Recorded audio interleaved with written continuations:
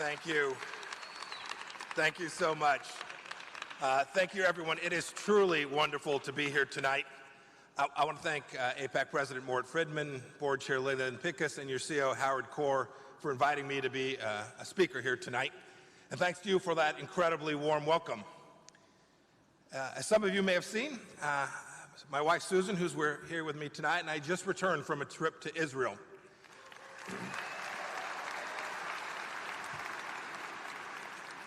And we made a little news. You know, I've been to Israel many times, but it was the first time I had the privilege to visit our new embassy in the eternal capital of the Jewish people and the Jewish state in Jerusalem.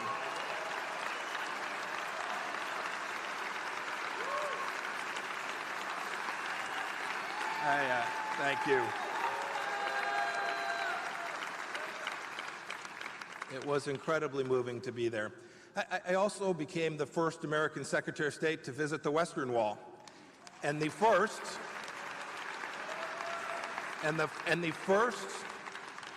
high-ranking American official to do that with an Israeli Prime Minister.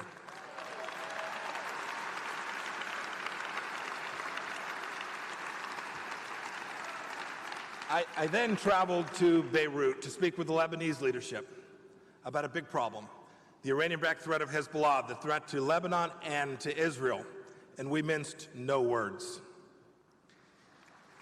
And of course, it was a great honor to be on Israeli soil and to celebrate with Prime Minister Netanyahu at the very moment President Trump boldly recognized the Golan Heights for what it is, a part of Israel.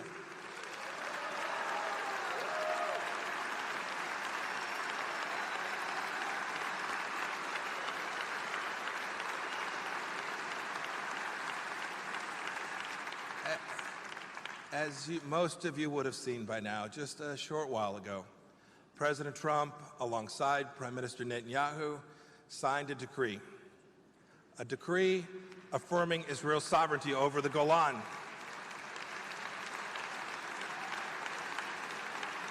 What a truly great 2 days for two great nations.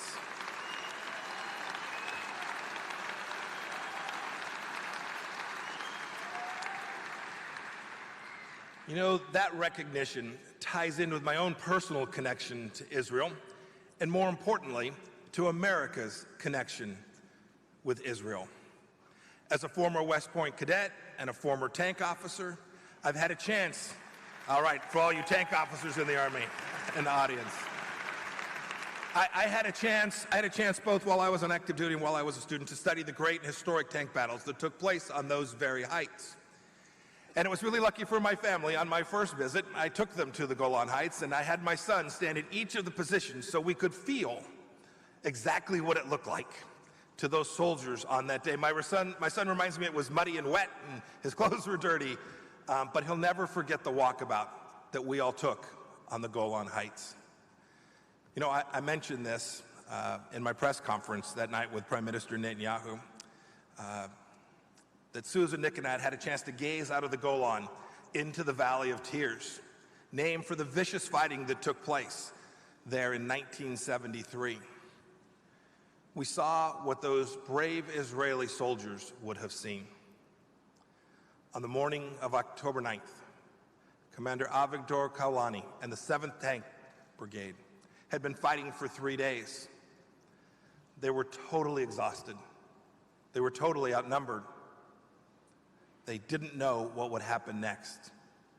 Syrian tanks were indeed on the cusp of breaking through their lines, yet they held on. Just when it looked like all was lost, a miracle took place. Tanks, reinforcements swooped in, and the Syrians retreated. As the dust settled, the voice of General Kaulani crackled through the radio. You have saved the people of Israel. How can you not be completely awed by these brave men, their defense of the Golan Heights, and their commitment to the country? And how can we also not be proud here in America proud to know that their relentless defense of Israel, of Zion, was aided by the United States of America.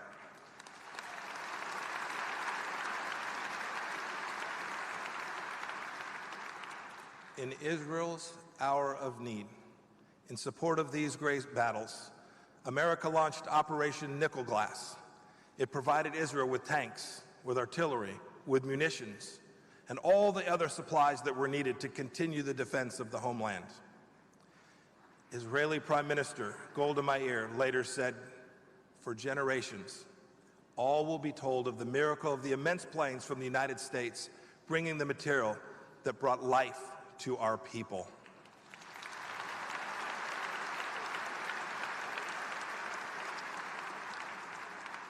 Without that battle at the Valley of Tears, and without the American support of Israel, there would not have been an Israel to recognize as the proper sovereign over the Golan Heights.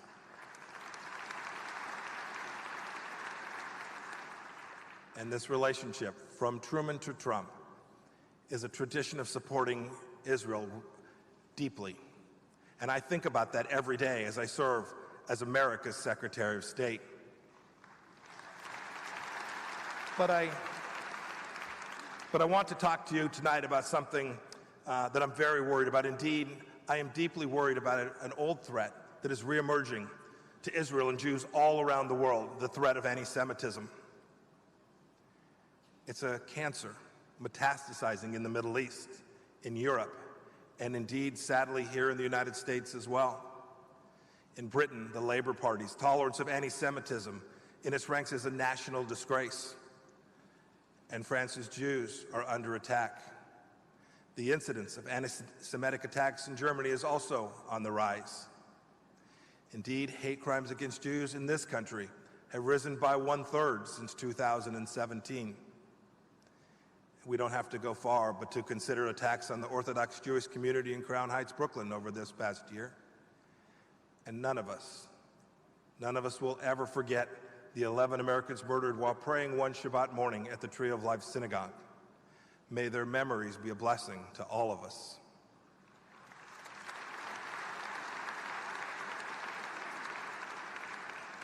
Every decent human being has the responsibility to fight anti-Semitism. It's an affront to religious liberty. It denies the rights of Jews to worship their God. It attacks what it means to be Jewish, ethnically and religiously. But Americans have a special responsibility to combat this scourge because religious freedom sits at the core of our founding. It's in our Bill of Rights.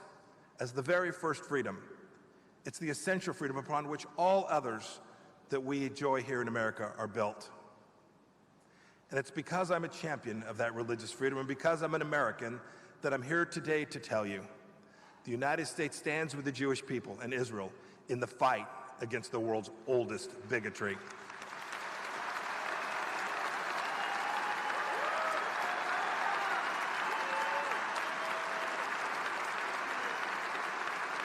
This bigotry is taking on an insidious new form in the guise of anti-Zionism. It's infested college campuses in the form of the boycott, defest, and sanction movement. It's discussed in our media. It's supported by certain members of Congress, I suspect none of whom are here tonight. Now don't get me wrong. Criticizing Israel's policies is an acceptable thing to do in a democracy. It's what we do. But criticizing the very right to exist of Israel is not acceptable.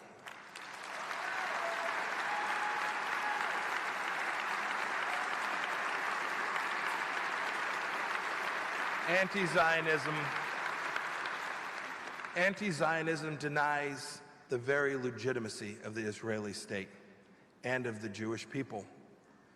Zionism reflects the determination of the Jews to live as free people in their ancestral homeland. It grows out of the Jewish faith.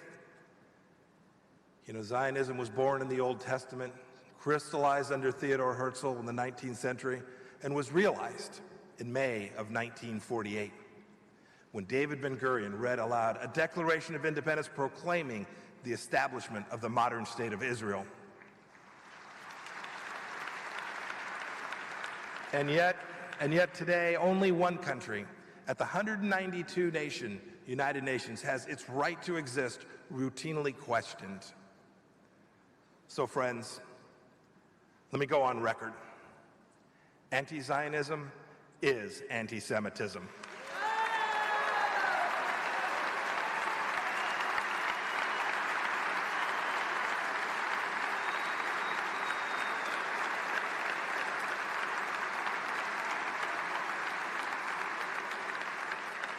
The Trump administration opposes it unequivocally, and we will fight for it relentlessly.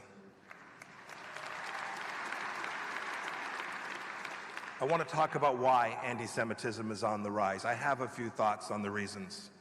First, Western civilizations, and our youth in particular, are losing firsthand experience with the Holocaust and its survivors as the post-war generation dies out. I saw that clearly and thought about it on my most recent trip to Israel when I visited Yad Vashem. Second, professors teach our children that Israel is the epitome of imperialism. Third, journalists who help drive our public debate don't always take the time to consider facts or think critically. And I'm being polite.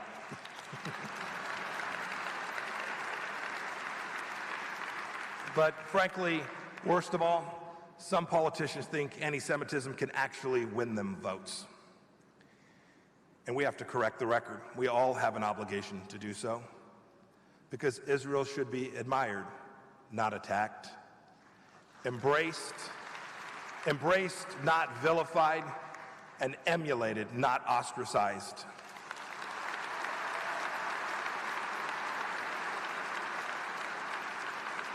President Trump has made the fight against anti-Semitism a top priority. You can see it in our actions. In June, we left the fever swamp of the UN Human Rights Council, which since its creation has adopted more resolutions condemning Israel than all other nations combined. At the State Department, I reinvigorated the position of Special Envoy to monitor and combat anti-Semitism, and we have a real fighter in that role, Ilan Carr, who I'm so proud to have on our team. Last year, it was my honor to host the first ever Religious Freedom Ministerial at the State Department. I'm proud to say we will do it again in July. On March 15th, just a few days past, I took action to deter the lawless International Criminal Court from targeting Americans and Israelis alike. And the Trump administration and my team at the State Department is confronting the world's #1 proponent of anti-Semitism, the Islamic Republic of Iran.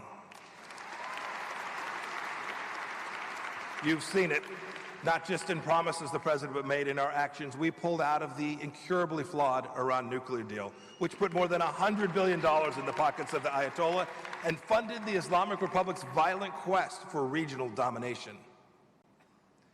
In its place, we've enacted the strongest pressure campaign in history against Iran and its proxies, and they are feeling the pain. As I said a bit earlier, I was in Beirut less than 48 hours ago.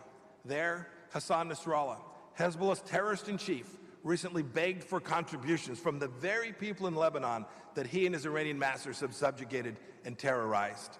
Hassan Nasrallah passing the tin cup is good news.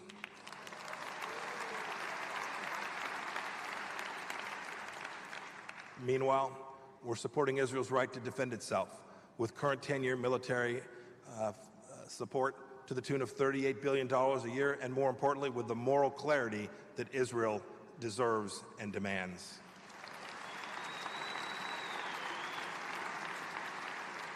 The list is long. Just a few weeks ago, we deployed one of our most advanced anti-missile systems in Israel, and you've seen the work of Mr. Kushner and Mr. Greenblatt and our team hard at working, devising a proposal to help Israelis and Palestinians find a just and lasting peace. Importantly, too, my team is working to mobilize and rally nations all across the Middle East to find common ground. In February, our Polish friends partnered with the State Department for a conference in Warsaw. Over 60 foreign ministers attended, and Arab leaders from all around the world sat with Israel's leaders. It was truly historic. But uniquely, frankly, in spite of its historic nature, it didn't feel historic. It simply felt right. Jews, Muslims, Christians working together to defeat Islamist terrorists, defeat the vociferous anti-Semites in Iran, and protect each of our nations was the right thing to do for each of those countries.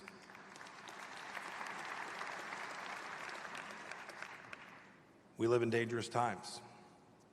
We have to speak the truth. Anti-Semitism should and must be rejected by all decent people. Anti-Semitism, anti-Zionism is anti-Semitism, and any nation that espouses anti-Zionism, like Iran, must be confronted. We must defend the rightful homeland of the Jewish people.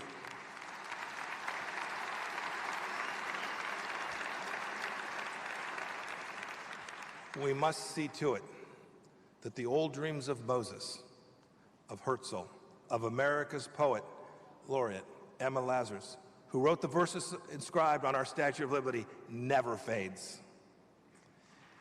Indeed, we're reminded of the consequences if we fall silent. As I close, I want to return to my visit to Yad Vashem. At that memorial, those of you who have been there know, there is a list of people called the righteous among the nations. These are non-Jews who risked their lives to save Jews during the Holocaust. 40 years ago this year, a man named Tibor Boronsky was added to the list. Tibor repeatedly risked life and limb to save 3,000 Jews in Hungary during World War II. He later immigrated to America and became a citizen. He passed away this January at the age of 96. In the course of his heroic labors, a Nazi officer held a gun to Tibor's head and said the following: "Why do you, a Christian, help Jews?" Tibor answered, "You are either silly or an idiot. It is because I am Christian that I help the Jews."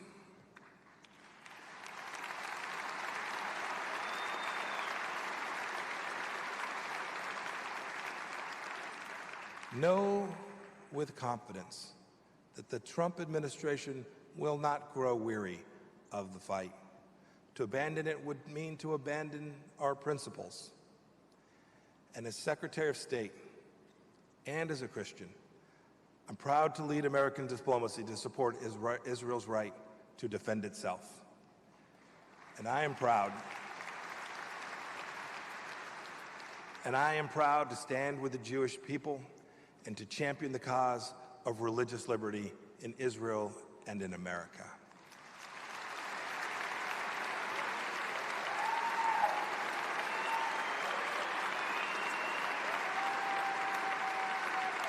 These are special times, amazing times, and I want to thank each of you, and may God bless each of you, Israel, and the United States of America.